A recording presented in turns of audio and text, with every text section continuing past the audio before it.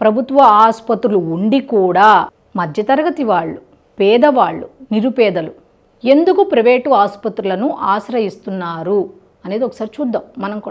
మనం గతంలో చాలా వీడియోస్ చూసాం.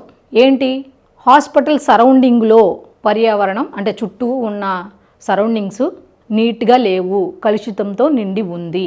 హాస్పిటల్లో మౌలిక వసతులు, ముఖ్యంగా మంచినీరు కానీ లేకపోతే బెడ్లు కానీ ఏం సరిగ్గా లేవు అని ఒక బెడ్ మీద 2-3 పేషెంట్లని ఉంచిన వీడియోలు కూడా మనం చూసాం.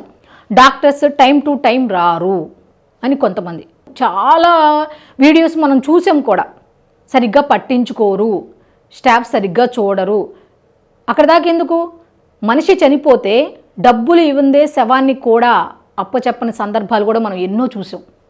మరి ప్రభుత్వ ఆసుపత్రుల్లో అంత జరుగుతున్నా పట్టించుకునే వాళ్ళు, అడిగేవాళ్ళు ఎక్కడికి వెళ్ళారు?